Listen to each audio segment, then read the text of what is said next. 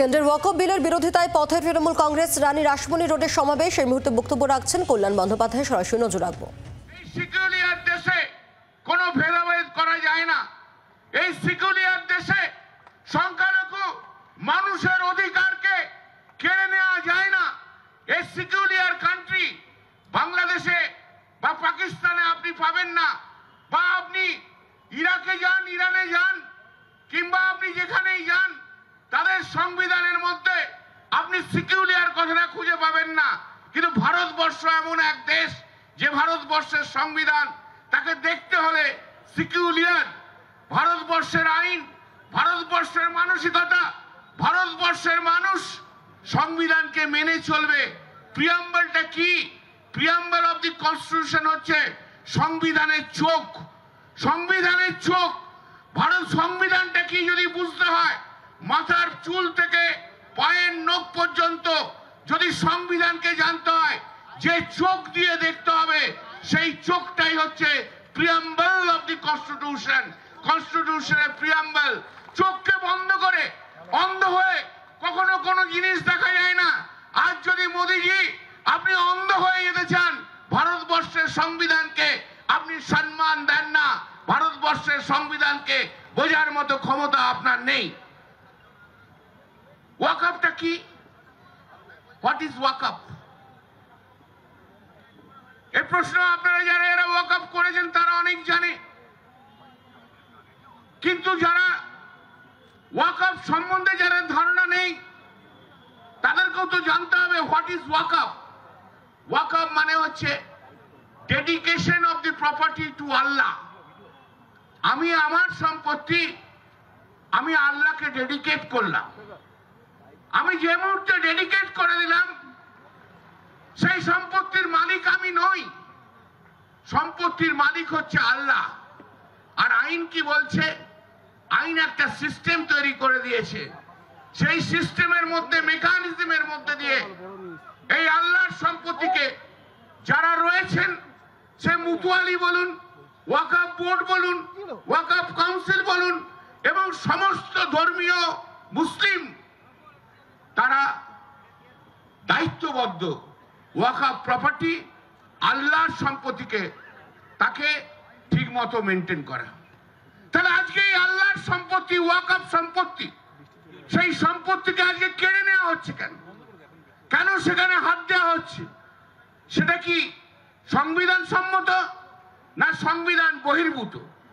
ভারতবর্ষের সংবিধানের আর্টিকেল 26 যেটা বলেছে freedom to manage religious affairs, subject to public order, morality and strength, every religious denomination or any section thereof shall have the right to establish and maintain institutions for religious and charitable purposes.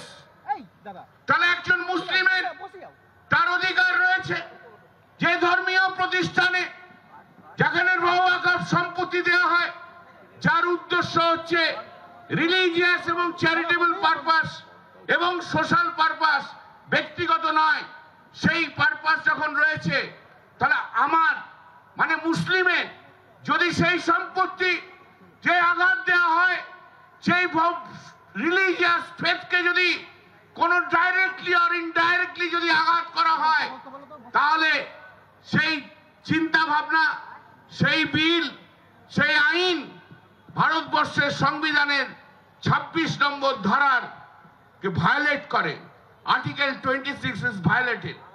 সংখ্যালঘু সম্প্রদায় এই ভারতবর্ষের বুকে, ভারতবর্ষের সংবিধান অনুযায়ী protected, তাকে আঘাত দেওয়া যায় না। আমি হিন্দু হলেও আমার যদি মন্দির থাকে, আমার যদি জায়গা থাকে, আমার যদি ধর্মীয় আবেগ থাকে, সেই আবেগকেও যেমন কেউ আঘাত দিতে পারে না আর্টিকেল 26 অনুযায়ী, তেমনি একটি মুসলিম সম্প্রদায়ের মানুষ তার ধর্মের আবেগকে নষ্ট করা যায় না, কোনো আবেগকে নষ্ট করা যায় না। আজ তোমরা কি করতে এসছো? সেই আবেগকে নষ্ট করছো। মুসলিম সম্প্রদায়ের আবেগ, মুসলিম সম্প্রদায়ের মানুষের অধিকার, সেই অধিকারকে আজকে নষ্ট করা হচ্ছে। আমরা চুপ করে বসে থাকি কি করে? এই ওয়াকফ বিল যখন ইন্ট্রোডিউস হলো, সেদিনকে পার্লামেন্টে জেপিসি তৈরি হয়েছিল, দিদি মমতা বন্দ্যোপাধ্যায়, আমি সেদিনকে ছিলাম না, আমি সেদিন বাইরে ছিলাম, দিল্লির বাইরে।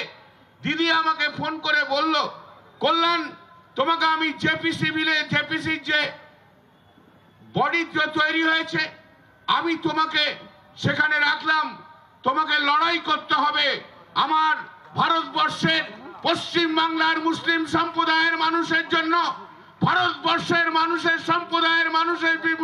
সংখ্যালঘু সম্প্রদায়ের মানুষের জন্য লড়তে হবে। দিদির অনুপ্রেরণায় সেই লড়াই আমরা করছি, লড়াই চলবে, जंग अभी जारी है, जंग तो रहेगा ही और चलेगा। मोदी जी आप किसी को नहीं, अब ममता बनर्जी और तृणमूल कांग्रेस को डराना नहीं सकेगा। हम लोग लड़ेंगे, जंगे लड़ेंगे, जितना खून एक कबीर से जो इतना खून इधर से निकला है और निकालने दीजिए, उसमें लिए कुछ नहीं है, लेकिन और खून जरूरत होगा तो हम शरीर से निकलेंगे। भारतवर्ष को कम्युनल फोर्स के विरुद्ध में, भारतवर्ष को नॉन सेक्युलर फोर्स के विरुद्ध में हम लोग का जंग जारी रहेगा। ये जंग बंद नहीं होगा, ये जंग बंद नहीं होगा। कितना देना होगा खून ले लेंगे, कितना अपमान सुनना है सुन लेंगे, कितना गाली सुना देंगे सुन लेंगे। पार्लियामेंट के अंदर में जितना बलबर्जी आप कीजिए, जरूरत हम लोग पीछे घूम के नहीं देखते हैं, क्योंकि जानते हैं देश का जनता, देश का मुस्लिम, देश का हिंदू हम लोग का साथ है, हम लोग आगे बढ़ेगा। বাংলার আওয়াজ, বাঙালির আবেগ, জি 24 ঘন্টা।